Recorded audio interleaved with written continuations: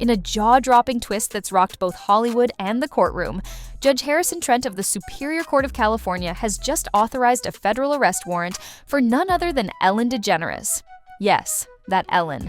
The beloved daytime talk show queen, long considered a beacon of kindness and light in the entertainment world, is now facing criminal investigation after a previously hidden voice memo recorded by the late Stephen "Twitch" Boss was played aloud during the ongoing trial of Sean "Diddy" Combs. What was once dismissed as a tragic and private suicide may now be at the center of one of the most explosive legal scandals in modern pop culture history. The audio in question had never been made public, until now.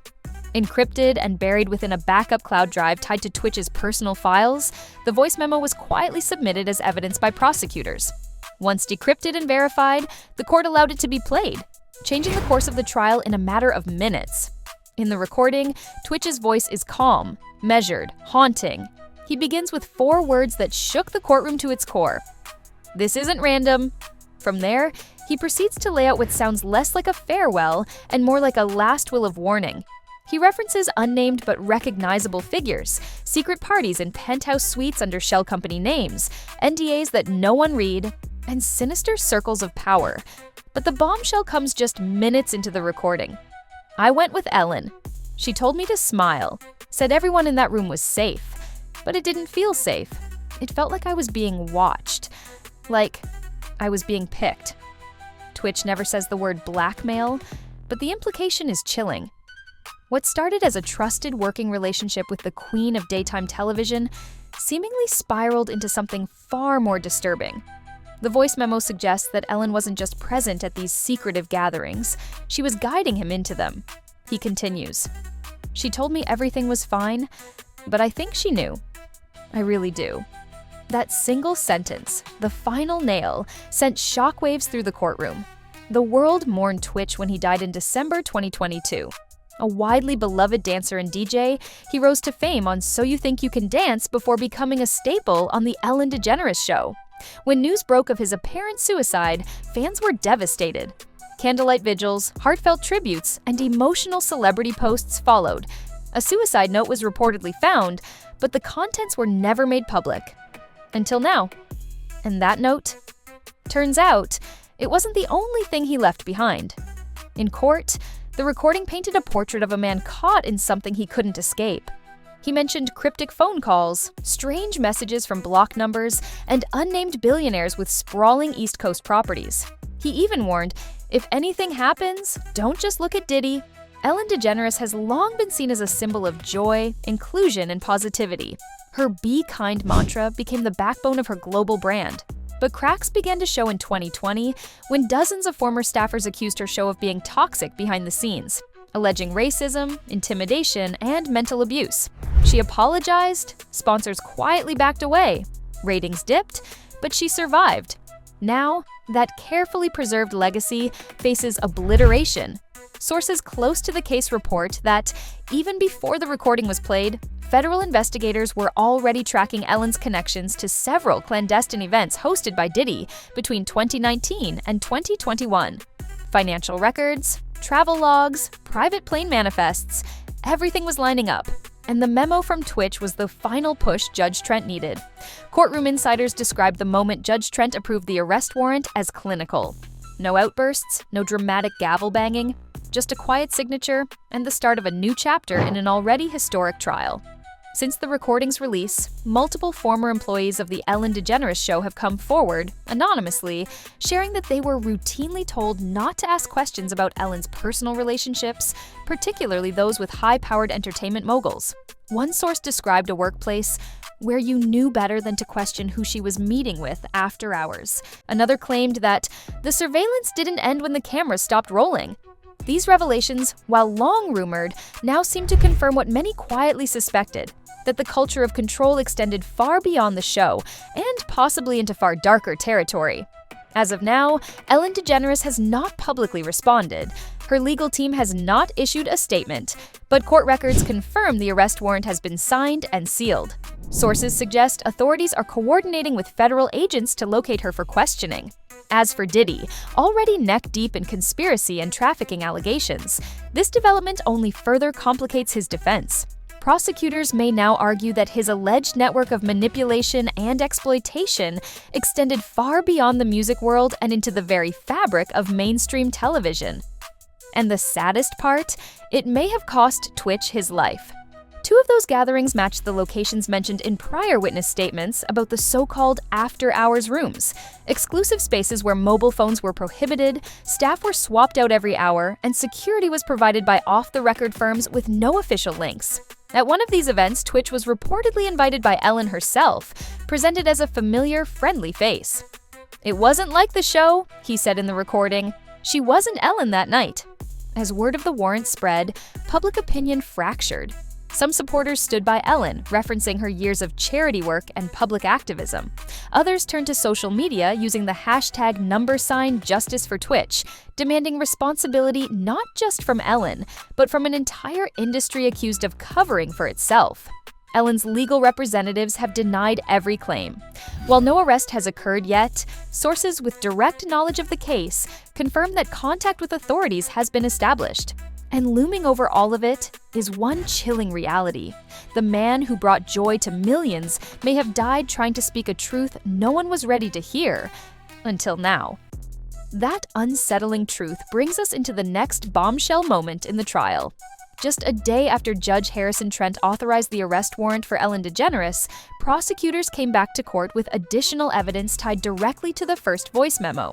This wasn't just about what Twitch initially revealed, it was about what else he left behind. For the first time, the court played a second recording labeled simply Final Draft 4E. Forensic specialists confirmed it was captured 3 days before his passing. His voice was different this time. Not confessional, but final. "I tried to believe you.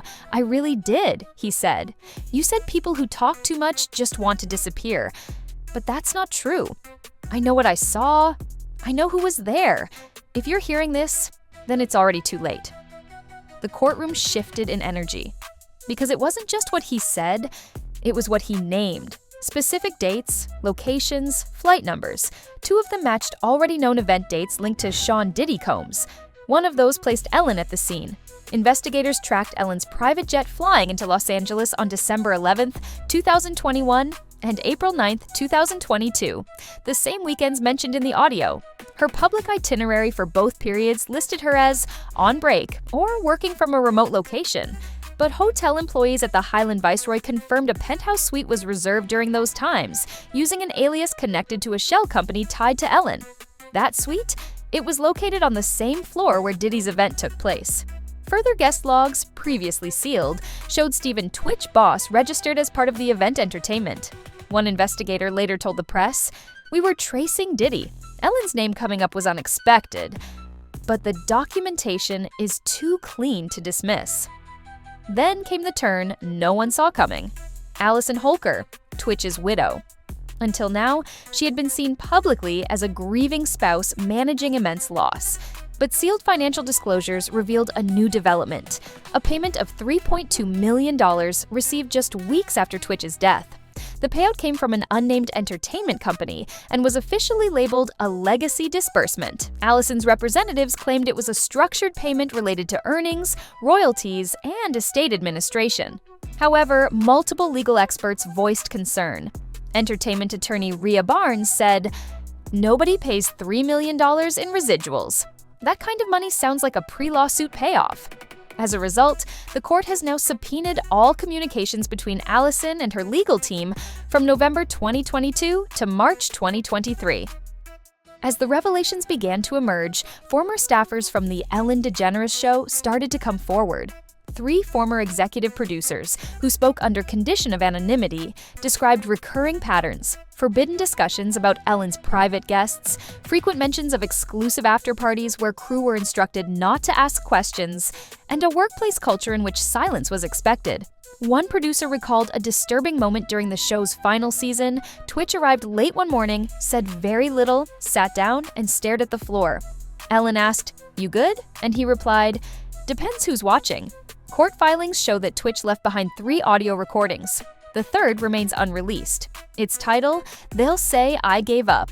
Judge Trent has stated that the file will be allowed into evidence only once its authenticity and relevance are firmly established. Until then, speculation is mounting. What's known so far is that metadata confirms it was recorded just 12 hours before his death. Sources close to the family have confirmed it was saved on a password-protected drive that was only recently accessed through forensic recovery. The FBI has since classified its full contents, but 2 transcribed lines have already leaked to the media.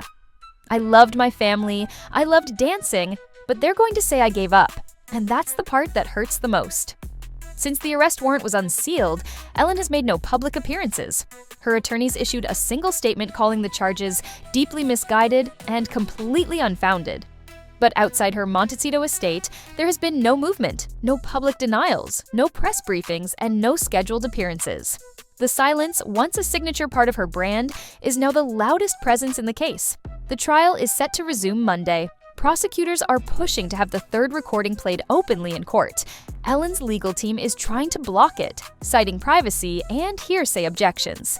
Meanwhile, the Ellen DeGeneres show is no longer just a canceled daytime program. It has become a case study in how far image management can go before it collapses.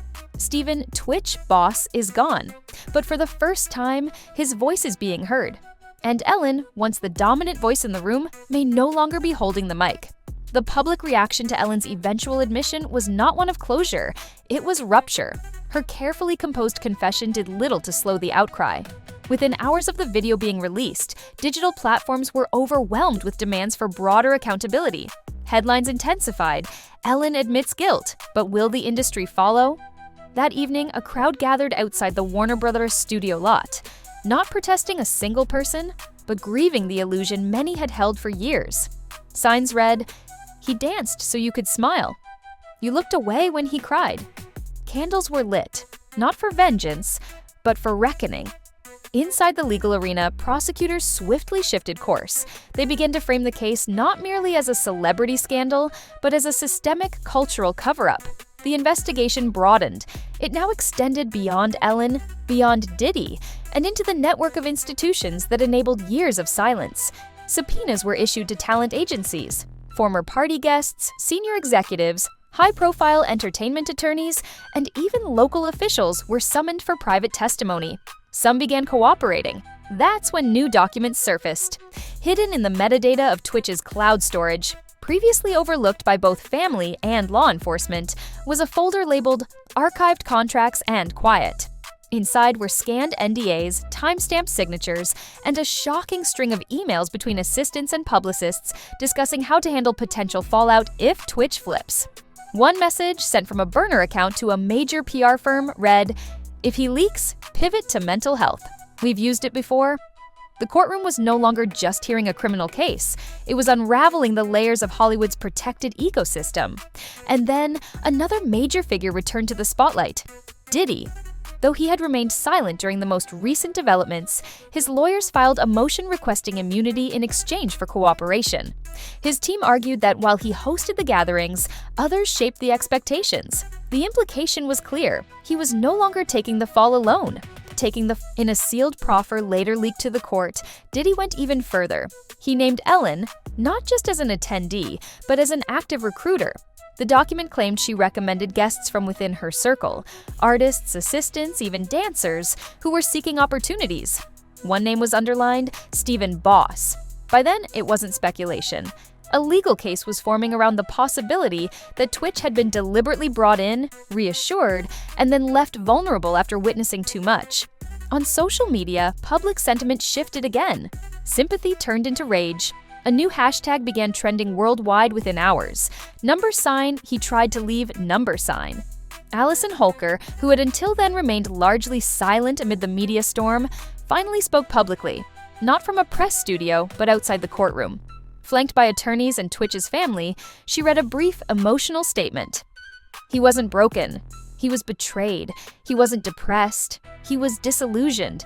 He loved life, but not the one he was forced to live in silence. The only mistake he made was trusting people who mistook his kindness for consent.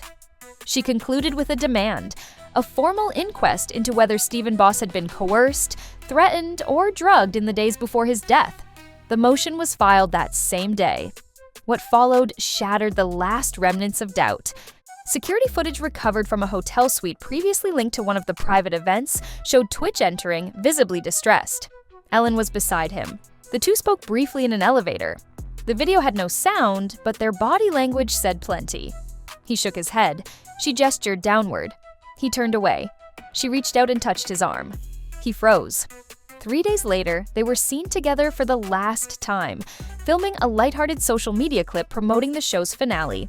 Now, forensic lip readers were being hired to interpret the elevator footage. For Ellen, who had already admitted to moral failure, the case was tilting toward criminal implication. Her lawyers entered talks seeking reduced sentencing in exchange for full cooperation. Behind closed doors, Ellen named names. She gave up agencies, transport companies, silent investors. And then, a bombshell emerged, a private video confession, recorded by Ellen months before the scandal broke. It was never released and never meant to be saved, but it had been preserved on an encrypted drive turned over during legal discovery. Its title, If They Ask. In the video, Ellen's voice quivers. I told him it would be fine. I told him to stop asking questions, because I was scared too. I didn't kill him, but I made sure no one helped him either. The video was shown in a closed courtroom session. No cameras were allowed, but its effect rippled through the industry. Major streaming platforms halted several talk shows pending internal reviews. Talent agencies distanced themselves from legacy stars. Charitable foundations bearing celebrity names issued public apologies for ignoring red flags. What began as a scandal was now a reckoning. And as the industry's defenses fell away, the full voice of the man who had danced his whole career for others was finally heard. He didn't vanish, he didn't falter, he stood up. And when he spoke, the walls cracked. In the days that followed, the entertainment industry entered uncharted territory. This wasn't just a controversy, it was a collapse. Not a cancellation, but a confrontation. A long-suppressed truth had become undeniable, threatening decades of curated charisma, airtight contracts, and institutional secrecy. The public wanted more than justice. They demanded transformation. Amid the growing backlash, the California State Attorney's Office launched a formal investigation into the entertainment industry's use of coercive NDAs, particularly those used to silence performers, contractors, and junior staff. At the center of it all, the Ellen DeGeneres Show, its partner production firms, and guest lists tied to events now infamously known as the Midnight Floors. But the personal toll deepened. Allison Holker, already navigating grief and a media firestorm, disclosed that her family had received anonymous threats. Her children were withdrawn from school after paparazzi staked out their home.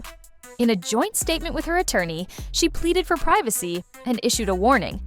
The people who want this buried aren't finished. They've lost their shield, so now they'll go after the witnesses.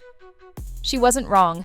Within a week, 2 former assistants who had testified about Diddy's events rescinded their statements. One cited intimidation, the other vanished from all online platforms. Meanwhile, a high-profile Hollywood fixer, long rumored to specialize in erasing digital evidence, was found to have scrubbed online traces of party guests and photos from multiple servers. When questioned by federal agents, she invoked the Fifth Amendment. The truth Twitch had tried to reveal wasn't just inconvenient, it was dangerous. Still, more voices came forward. A handwritten letter arrived at the courthouse, postmarked from Nevada. No return address. It described a party in 2017 with eerily similar details: dark windows, mandatory phone drop-offs, and Ellen giving instructions to the room. The unnamed writer concluded, "I thought I was alone. Now I know I'm not." Handwriting experts verified its authenticity. The letter marked a turning point. Twitch, it seemed, hadn't been the first, and he likely wouldn't have been the last. In response, a new organization was formed, the Artist Integrity Review Board, a coalition of legal professionals, former performers, and trauma experts tasked with building a safe channel for victims to report abuse without fear of retaliation. Within weeks, submissions surged beyond capacity. Ellen, now under court-ordered silence, was formally charged with obstruction of justice and conspiracy to suppress evidence. But the most dramatic moment came during sentencing. She did not bring a lawyer to speak. She didn't read from a prepared statement. She walked to the microphone and said, "I stopped listening when I should have started. I laughed when I should have asked. And I'll carry that forever." No tears, no excuses. She was sentenced to 2 years of restricted liberty, a monitored residence program, financial restitution to victims, and full cooperation with ongoing investigations. Some called it lenient. Others saw it as a necessary first step. For those closest to Stephen Boss, it was something else entirely. On what would have been his 42nd birthday, a memorial was held in downtown Los Angeles. Thousands gathered. Dancers performed pieces to his music, some in silence, letting movement speak. Allison stood on stage and said, "He wasn't a headline, he wasn't a hashtag.